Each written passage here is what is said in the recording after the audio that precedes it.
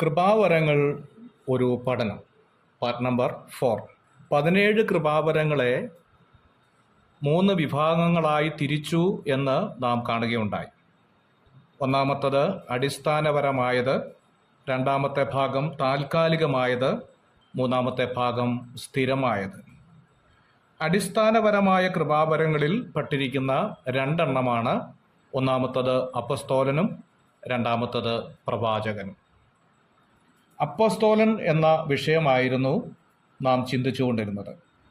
ദൈവം അനേക ശിഷ്യന്മാരിൽ നിന്ന് 12 അപ്പസ്തോലന്മാരെ തിരഞ്ഞെടുക്കുകയായിരുന്നു എന്ന് നാം കാണുകയുണ്ടായി. ഇവരുടെ എന്തെങ്കിലും പ്രത്യേകത കൊണ്ടല്ല ദൈവം ഇവരെ തിരഞ്ഞെടുത്തത്, മറിച്ച് യേശുവിൻ്റെ അമ്മയായിരിക്കുന്ന മറിയത്തെ തിരഞ്ഞെടുത്തതുപോലെ ദൈവം ഇവരെ തിരഞ്ഞെടുക്കുകയായിരുന്നു. അപ്പോസ്തലൻ എന്ന വിഷയം പഠിക്കുമ്പോൾ ന്യായമായി നമ്മുടെ ഹൃദയത്തിലേക്ക് ഇന്നൊരു ചിന്ത കടന്നു വരാൻ സാധ്യതയുണ്ട്. 12 അപ്പോസ്തലന്മാരെ കൂടാതെ ചില അപ്പോസ്തലന്മാർ ഉണ്ട് എന്നുള്ളത് നാം കാണുകയുണ്ടായി. അങ്ങനെയെങ്കിൽ ഇന്ന് ഞാനും നിങ്ങളും ജീവിക്കുന്ന കാലത്ത് അപ്പോസ്തലന്മാർ ഉണ്ടോ എന്നുള്ള ന്യായമായൊരു ചോദ്യം ഉണ്ടാകാൻ സാധ്യതയുണ്ട്. ഇതിൻ്റെ ഉത്തരം തിരുവെഴുത്ത് എന്ത് പറയുന്നു എന്നുള്ളതിനെ അപേക്ഷിച്ചിരിക്കും. അപ്പോസ്തല പ്രവൃത്തി 1-ാം അധ്യായത്തിൻ്റെ 21 മുതൽ 22 വരെയുള്ള വേദഭാഗം വായിക്കുമ്പോൾ ശിഷ്യന്മാരുടെ ഗണത്തിൽപ്പെട്ടിരുന്ന യൂദാസിന് പകരമായി മദ്യാസിനെ തിരഞ്ഞെടുക്കുവാനായി ചീട്ടിടുന്ന സമയം ശിഷ്യന്മാർ പറയുന്നതായിരിക്കുന്ന ഒരു കാര്യം ദൈവത്തിൻ്റെ ആത്മാവ് രേഖപ്പെടുത്തിയിട്ടുണ്ട്. ആകയാൽ കർത്താവായ യേശു യോഹന്നാന്റെ സ്നാനം മുതൽ നമ്മെ വിട്ട് ആരോഹണം ചെയ്ത നാൾ വരെ നമ്മുടെ ഇടയിൽ സഞ്ചരിച്ചു പോകുന്ന കാലത്തെല്ലാം ഞങ്ങളോട് കൂടി അവൻ്റെ പുനരുത്ഥാനത്തിന് സാക്ഷിയായി തീരണം എന്ന് കാണുന്നു. ഈ വാക്യത്തിൽ നിന്ന് അപ്പോസ്തോലനായിരിക്കാനുള്ള പ്രധാന യോഗ്യത ദൈവത്തിൻ്റെ ആത്മാവ് വെളിപ്പെടുത്തുകയാണ്. ഒന്നാമത് പുനരുത്ഥാനത്തിന് സാക്ഷിയായിരിക്കണം എന്നുള്ളതാണ്. 1 കൊരിന്ത്യർ 9-ാം അധ്യായത്തിൻ്റെ 1-ാം വാക്യത്തിൽ അപ്പോസ്തലനായിരിക്കുന്ന പൗലോസ് ചോദിക്കുന്നുണ്ട് അപ്പസ്തോലത്വത്തോടുള്ള ബന്ധത്തിൽ, ഞാൻ സ്വതന്ത്രനല്ലയോ, ഞാൻ അപ്പസ്തോലനല്ലയോ, നമ്മുടെ കർത്താവായ യേശുവിനെ ഞാൻ കണ്ടിട്ടില്ലയോ എന്ന് ചോദിക്കുകയാണ്. സ്വന്തം കണ്ണുകൊണ്ട് കാണുന്നവൻ ആണ് സാക്ഷി എന്ന് നാം ഗണിക്കുന്നത്. അങ്ങനെയെങ്കിൽ 1 യോഹന്നാൻ 1-ാം അധ്യായത്തിൻ്റെ 1-ാം വാക്യത്തിൽ യോഹന്നാൻ ഓർപ്പിക്കുന്നുണ്ട്, ആദ്യം മുതലുള്ളതും ഞങ്ങൾ കേട്ടതും സ്വന്തം കണ്ണുകൊണ്ട് കണ്ടതും ഞങ്ങൾ നോക്കിയതും ഞങ്ങളുടെ കൈ തൊട്ടതുമായ ജീവന്റെ വചനമെന്ന്.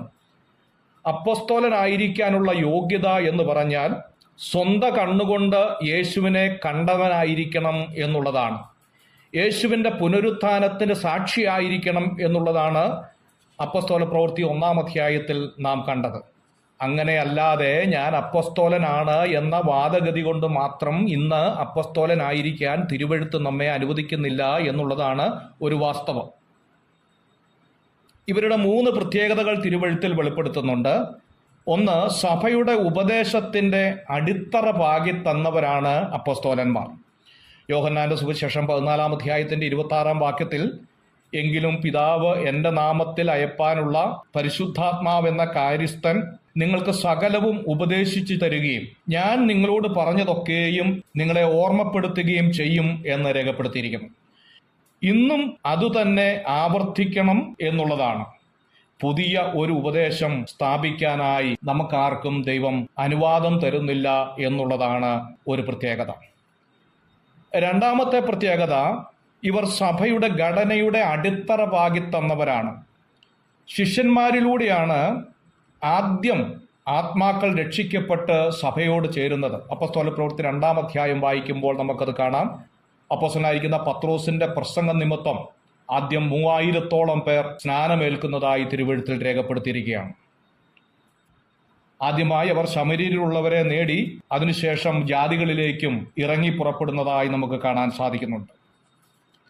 മൂന്നാമത്, ഇവരുടെ പ്രത്യേകത അത്ഭുതവും അടയാളവും ഇവരിലൂടെ നടത്തി എന്നുള്ളതാണ്. അഥവാ അവർ വചനത്തെ ഉറപ്പിക്കാനായി അത്ഭുതവും അടയാളവും നടത്തി എന്നതാണ് വാസ്തവം.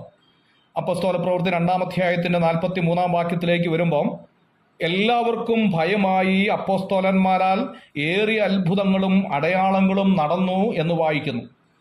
അപ്പോസ്തല പ്രവൃത്തി 5-ാം അധ്യായത്തിൻ്റെ 12-ാം വാക്യത്തിൽ, അപ്പോസ്തലന്മാരുടെ കൈയാൽ ജനത്തിന്റെ ഇടയിൽ പല അടയാളങ്ങളും അത്ഭുതങ്ങളും നടന്നു എന്ന് കാണുന്നു.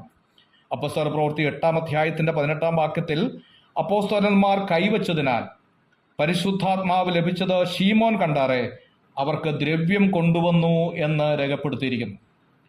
2 കൊരിന്ത്യർ 12-ാം അധ്യായത്തിന്റെ 12-ാം വാക്യത്തിൽ അപ്പോസ്തോലന്റെ ലക്ഷണത്തെക്കുറിച്ച് രേഖപ്പെടുത്തിയിരിക്കുകയാണ്.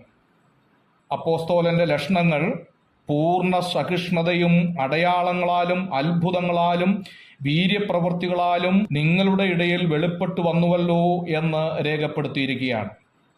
ഇതിന്റെ ബാക്കി ഭാഗം അടുത്ത ക്ലാസ്സിൽ നമുക്ക് ചിന്തിക്കാം. God bless you.